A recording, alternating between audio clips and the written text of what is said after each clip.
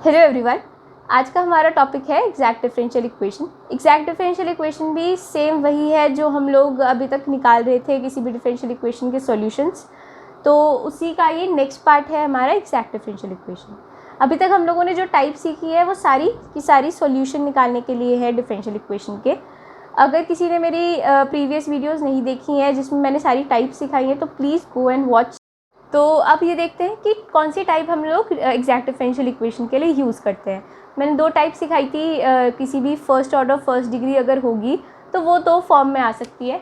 एक होती है आपकी dy by D X is equals to F of X Y. ये सबसे पहली थी और इसी से हम लोगों ने ऑलमोस्ट अपने सारे टाइप्स इसी से कवर किए थे।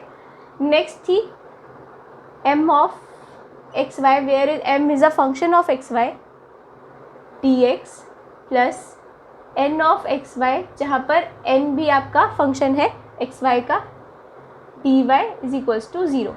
तो ये दो फॉर्म थी हमारी फर्स्ट ऑर्डर फर्स्ट डिग्री की। अभी तक हम लोग सिर्फ dy by D X equals to function of X Y पे काम कर रहे थे। कुछ इस फॉर्म में आई भी थी, ऐसी बात नहीं है, बट अब जो एग्जैक्ट डिफरेंशियल इक्वेशन होगी वो ज़्यादातर ऐसे ही मिलेगी आपको m dx plus n dy form में।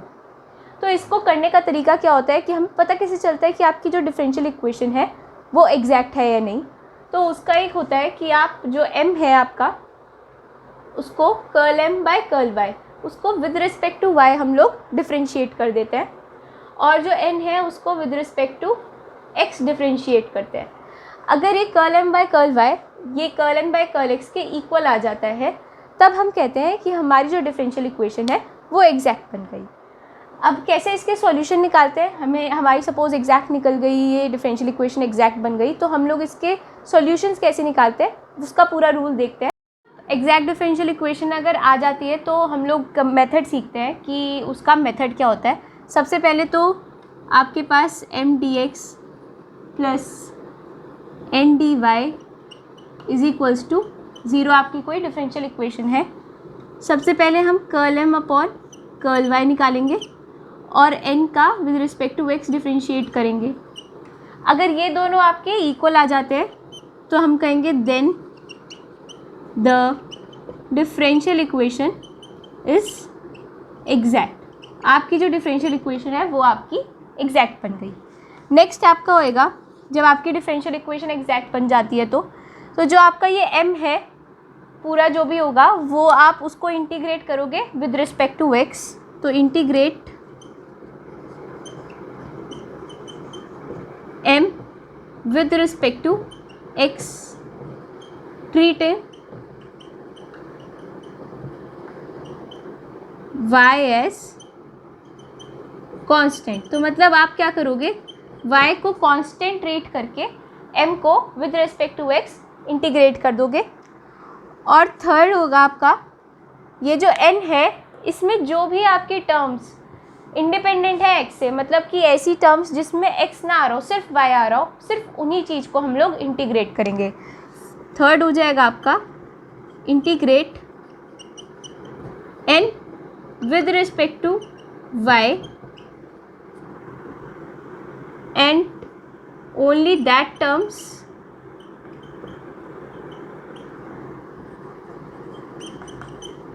That are independent of x। मतलब वो आपकी x में नहीं, आपका कोई भी टर्म ऐसी हो जाए, सपोज आप ले लो y अगर ऐसे आ रही हो सिर्फ y, या y स्क्वायर हो या y क्यूब हो y4 हो, मतलब इसमें x नहीं है, इंडिपेंडेंट है ये x से। तो ऐसी वाली अगर टर्म्स आ रही है सिर्फ तभी आप इंटीग्रेट करोगे n को विद रिस्पेक्ट टू y। और फिर आपका फोर्थ स्टेप क्या होएगा, जो भी आपका सेकेंड मतलब जो आपने इंटीग्रेट किया with respect to x treating y as constant और n को विद रिस्पेक्ट टू y किया, जहाँ वो वाली टर्म्स जो कि x से इंडिपेंडेंट थी, वो जब आप इंटीग्रेट कर दो तब आपको फोर्थ स्टेप करना है कि ऐड करना है स्टेप सेकेंड एंड थर्ड। तो इन दोनों को ऐड करके आप कांस्टेंट भी ऐड कर दोगे तो आपकी ये सॉल्यूशन निकल जाएगा टू फॉर्म अ सॉल्यूशन। तो एक सॉल्यूशन आपका इस तरह से ऐसे मिल जाएगा। पर ये सिर्फ तब हो जाएगा अगर आपकी डिफरेंशियल इक्वेशन एग्जैक्ट बनी। एग्जैक्ट के लिए आपका क्या है, curl m upon curl y is equals to curl n upon curl x देखना। तो अब आपका ये क्वेश्चन है, तो ये इसी फॉर्म में है m dx plus n dy form में। तो हम लोग सबसे पहले ये क्या करेंगे, अब आपके पास बहुत सारे मेथड्स हो चुके हैं सॉल्व करने के लिए। आप इसमें वेरिएबल सेपरेबल अगर बन रहा हो तो वेरिएबल सेपरेबल लगा के देख सकते हो, होमोजीनियस बन रहे हो तो होमोजीनियस लगा के देख सकते हो, रिड्यूसिबल टू होमोजीनियस है तो वो भी लगा के देख सकते हो। अब बात करते हैं एग्जैक्ट। अगर आपको लग रहा है कि कुछ नहीं, वो वाला हमसे सॉल्व नहीं हो पा रहा, तो एग्जैक्ट करके देख लेते हैं। तो एग्जैक्ट के लिए पहली बात है हमें वो कंडीशन सेटिस्फाई करनी, जो कि है आपकी curl m upon curl y और curl n upon curl x निकालना। सबसे पहले तो हम यही करेंगे। तो m आपका है y साइन 2x, तो सबसे पहले आप लिख लो m is equals to y sine 2x और n लिख लेते हैं। हमारा n क्या है, minus of y square plus cos square x. n भी लिख लेते हैं अपना, जो कि है minus of y square plus cos square x.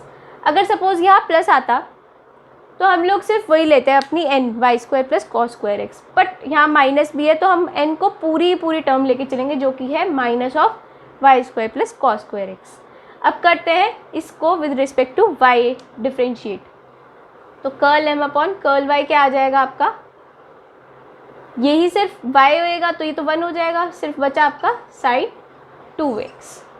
ठीक है, अब इसको करते हैं n को विद रिस्पेक्ट टू x। तो curl n upon curl x हो जाएगा आपका, वाई स्क्वायर का तो कुछ नहीं होएगा, विद रिस्पेक्ट टू x कर रहे हैं तो ये तो 0 हो जाएगा। बचा minus cos square x.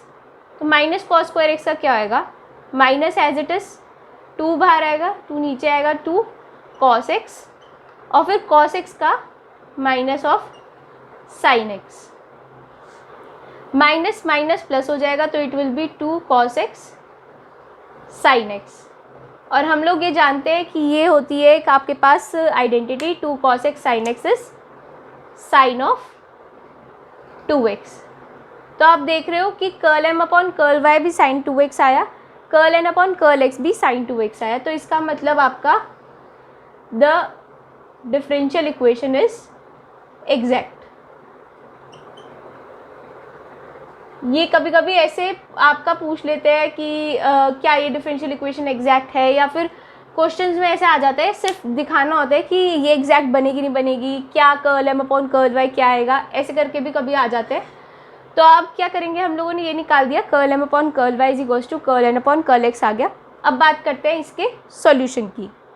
Solution क्या क्या मैंने बताया था, m को with respect to x integrate करेंगे ट्रीटिंग y एज कॉन्स्टेंट। तो m आपकी है ये y साइन 2x, तो y को कांस्टेंट रखते हुए मैं सिर्फ वैसे इंटीग्रेट करूँगी, तो ये हो जाएगा integration of y sine 2x dx, right.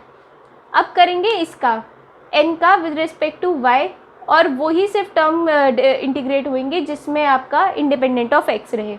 तो एक है आपकी माइनस वाई स्क्वायर और साथ में आएगा माइनस कॉस स्क्वायर एक्स। तो कॉस स्क्वायर एक्स में तो x आ रहा है, y तो नहीं आ रहा, तो इस वजह से ये तो इंटीग्रेट नहीं होएगी, सिर्फ ये टर्म आपकी इंटीग्रेट होएगी।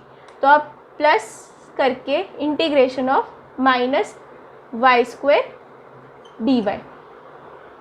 आप चाहे तो माइनस कॉस स्क्वायर एक्स भी लिख सकते हो, बट उसका इंटीग्रेशन इसमें यहाँ पर 0 हो जाएगा क्योंकि उसमें y की टर्म नहीं आ रही है, उसमें x की टर्म आ रही है। तो अब करते हैं हम इसे इंटीग्रेट। अब ये आया आपका इंटीग्रेट करके, तो मैंने कहा था कि जो भी आए उसको ऐड कर देंगे दोनों जो आपको इंटीग्रेट करके आए, और इसे हम लोग कांस्टेंट के साथ इक्वेट कर देंगे। तो अब इसे सिंप्लीफाई करते हैं, minus y cos 2x upon 2 minus y cube upon 3 is equals to c। तो ये आपका जो बना ये हुआ इस डिफरेंशियल इक्वेशन का सॉल्यूशन। तो अब एक क्वेश्चन लेते हैं, इसमें भी हमारा ये दिख रहा है कि हम x बाय वाई को अगर v लेट कर लें तो होमोजीनियस रिड्यूसिबल टू होमोजीनियस से हो जाएगी, पर ये प्रोसेस बहुत लेंदी हो जाएगा। तो जब प्रोसेस बहुत लेंदी हो जाता है तब हम लोग ट्राई करते हैं कि एग्जैक्ट डिफरेंशियल इक्वेशन अगर बन रही हो तो हम लोग उससे सॉल्व कर लें। तो उसी से हम लोग ट्राई करते हैं, m निकालते हैं, इसका n निकालते हैं, curl m upon curl y निकालते हैं, curl n upon curl x निकालते हैं। तो m आपका है 1 प्लस ई की पावर x बाय वाई। पहले हम लिख लेते हैं क्योंकि फिर इससे हमें कन्फ्यूजन थोड़ी कम होती है। ई की power x by y 1 minus x by y. अब हमें क्या करना है, m को with respect to y differentiate करना है। तो अब m को with respect to y differentiate करेंगे तो ये तो कांस्टेंट है तो ज़ीरो हो गया। e की पावर x बाय वाई का होएगा तो ये हो जाएगा e की पावर x बाय वाई, और फिर इसका करेंगे x बाय वाई का तो आएगा into 1 upon minus of x upon y square, क्योंकि हमें पता है कि 1 upon y is minus 1 upon y square, तो x एज इट इज़ रहा और 1 अपॉन वाई का लिख दिया मैंने माइनस वाई स्क्वेयर। ठीक है, अब करते हैं हम curl n with respect to x। तो अब इसमें लगेगा आपका प्रोडक्ट रूल। तो सबसे पहले हम लोग ये इस पे लगा रहे हैं, इसको एज इट इज़ ले रहे हैं, तो ये हो जाएगा आपका e की power x by y into x का हो जाएगा ये 1 अपॉन वाई, साथ में 1 minus x by y plus, अब करेंगे हम अंदर वाले का differentiate with respect to x, तो आपका हो जाएगा ये e की power x by y into minus of 1 by Y.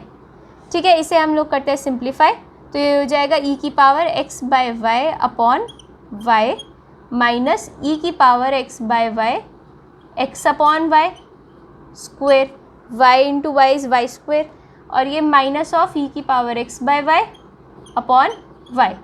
e की power x by y upon y है और माइनस ऑफ e की power x by y upon y है, ये दोनों हो गए टर्म्स कैंसिल। आपका आ गया ये माइनस ऑफ e की power x by y x upon y square.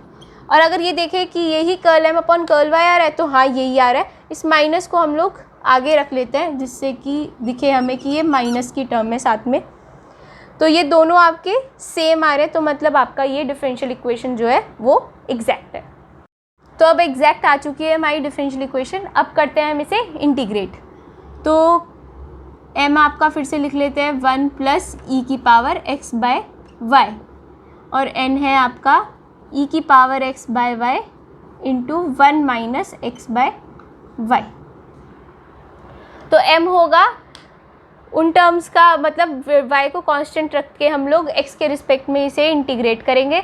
तो आपका पहले वाला कांस्टेंट है तो ये तो हो जाएगा इंटीग्रेशन ऑफ 1 प्लस ई की power x by y into d x plus integration. अब इसमें आपको क्या करना है, सिर्फ वो वाली टर्म्स लेनी है जिसमें x ना आ रहा हो। अब इसे मल्टीप्लाई करें अगर तो ये आएगा e की पावर x बाय वाई, इसमें भी x आ रहा है पहली वाली टर्म में, और जब दोबारा करेंगे तो आ जाएगा माइनस ऑफ e की power x by y into x by y, उसमें भी फिर से आपका x आ रहा है। तो मतलब ये जो आपकी टर्म है e की power x by y 1 minus x by y, ये वाली आपकी टर्म तो पूरी हो जाएगी ज़ीरो, क्योंकि ये इंडिपेंडेंट नहीं है विद एक्स से, तो ये हम लोग इंटीग्रेट नहीं कर पाएंगे विद रिस्पेक्ट टू वाई। तो सिर्फ आपका यही चीज़ जो है, यही टर्म है वो आपकी इंटीग्रेट होएगी विद रिस्पेक्ट टू एक्स। अब करते हैं इसे इंटीग्रेट, तो अब ये है 1 इंटू डी एक्स, तो हो जाएगा आपका x प्लस एक्सपोनेंशियल आपका एज इट इज़ रहता है e की power x by y as it is रहेगा, सिर्फ जो x का कोएफिशिएंट है उससे हम लोग डिवाइड कर देते हैं। तो हम लोगों ने डिवाइड किया 1 अपॉन वाई से, प्लस ये तो ज़ीरो ही हो गई क्योंकि इसमें कोई भी टर्म इंडिपेंडेंट नहीं है x से, तो ये टर्म पूरी ज़ीरो हो जाएगी और इसे हम इक्वेट करा देंगे किसी कांस्टेंट से। अब फिर से सिंप्लीफाई करते हैं तो x आ जाएगा प्लस ये y ऊपर चला जाएगा तो y e की power x by y is equals to c। तो ये आपका आ गया इस डिफरेंशियल इक्वेशन का सॉल्यूशन।